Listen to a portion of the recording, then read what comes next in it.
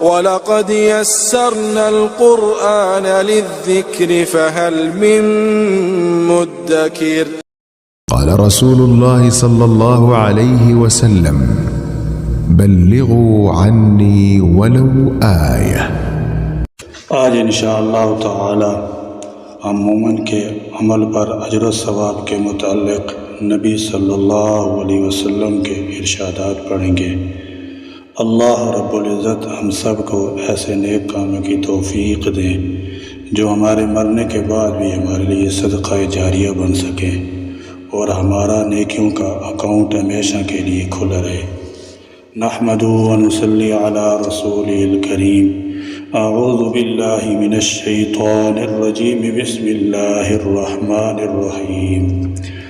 عن انس بن مالک رضی اللہ تعالی عنہ قال قال رسول اللہ صلی اللہ علیہ وسلم ما من مسلم یغرس غرسا او یزرع زرعا فیأکل منہ طیر او انسان او بہیمہ الا کان له به صدقہ۔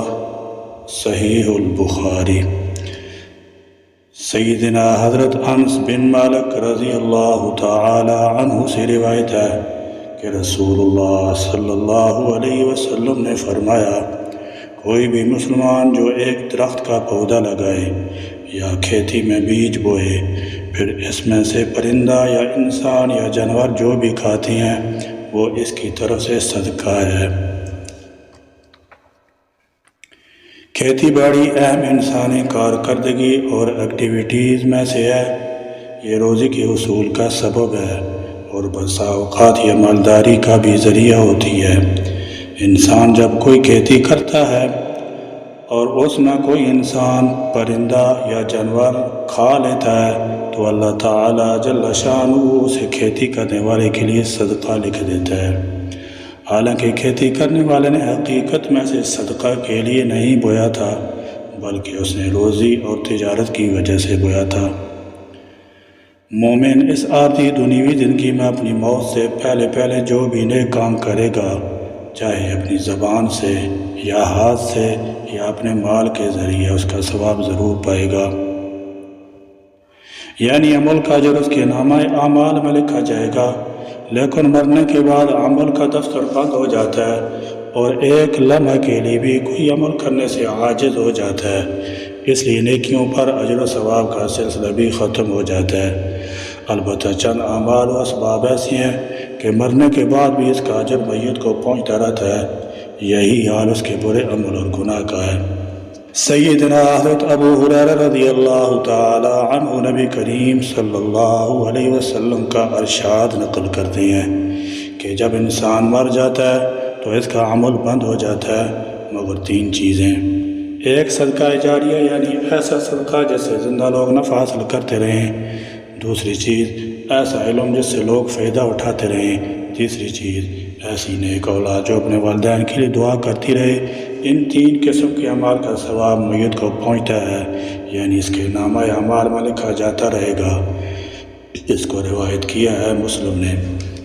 ایک دوسرے موقع پر حضور نبی کریم صلی اللہ علیہ وسلم نے یوں ارشاد فرمایا، بے شک مومن کے عمل اور اس کی نیکیوں میں سے جس کا ثواب مومن کو اس کے مرنے کے بعد پہنچتا رہتا ہے وہ علم ہے جو اس نے دوسرے کو سکھایا اور پھیلایا، یا نیک اولاد جو اس نے چھوڑی ہے، یا قرآن پاک کا کسی کو وارث بنایا یعنی تلاوت کے لیے وقف کر دیا، یا مسجد کی تعمیر کی، یا مسافر کے لیے کوئی سرائے یعنی مسافر خانہ بنایا، یا نہر جاری کی، یا کنواں کھدوایا، یا اپنے مال میں سے نفلی صدقہ نکالا۔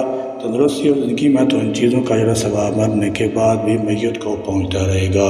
اس حدیث شریف کا مطلب ہے کہ اگر وہ اپنی زندگی میں کوئی ایسا نیک کام کر جائے، مثلا مسجد بنوا دی، مدرسہ بنا دیا، یا بچے کو حافظ قرآن بنا دیا، عالم دین بنا دیا، یا کوئی رفاع عامہ کے لیے مکان تعمیر کر گیا، تو جب تک یہ چیزیں باقی رہیں گی ان کا ثواب اس کو بھی ملتا رہے گا۔